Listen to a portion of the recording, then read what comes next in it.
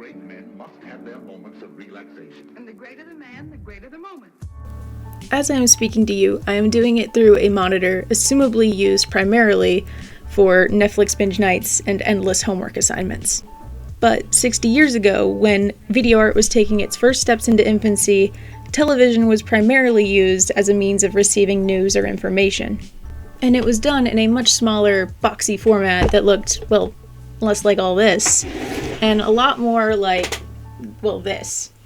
And while the rectangular screens of today's devices are excellent for videos in 1080 to 720p, they are far less optimal when it comes to showing the illusions of the artist David Hall's work, and break the immersion that a viewer of the time may have felt. And while colored television did become common in this time, they were not considered the standard until the early 70s, when cathode ray tubes were invented.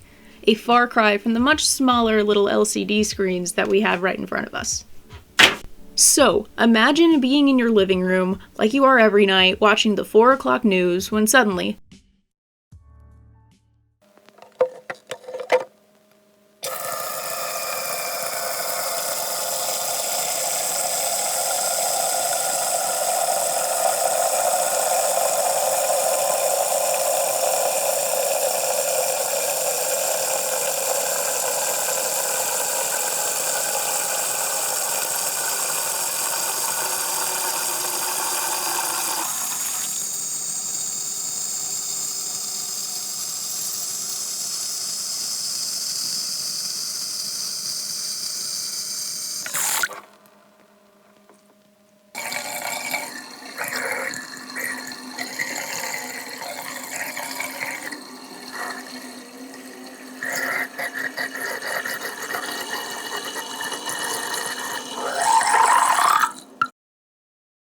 one can imagine that a person in the 60s might find this a strange display.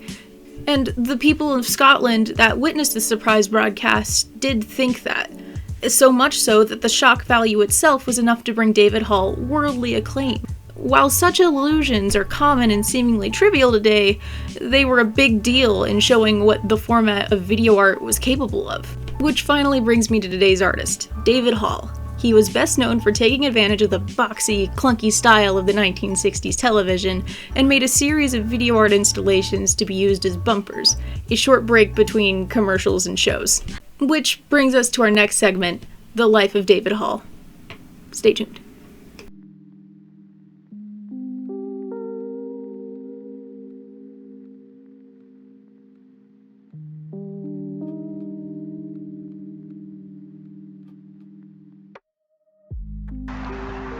Now, David Hall was considered one of the original art pioneers of the post-war period, and played a crucial role in bringing video art to the UK.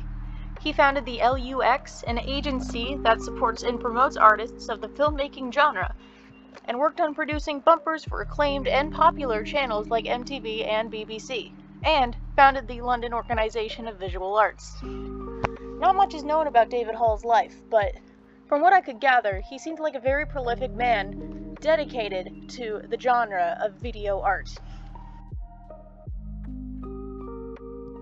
Hey, post-editing Nat here. I would just like to say thank you for watching this video all the way through. I hope you enjoyed it. I hope it was informative. If you have any questions, don't be afraid to ask me during our Zoom class. And if you're not part of the Zoom class, then how did you get here? This is supposed to be unlisted. Have a good night. Bye.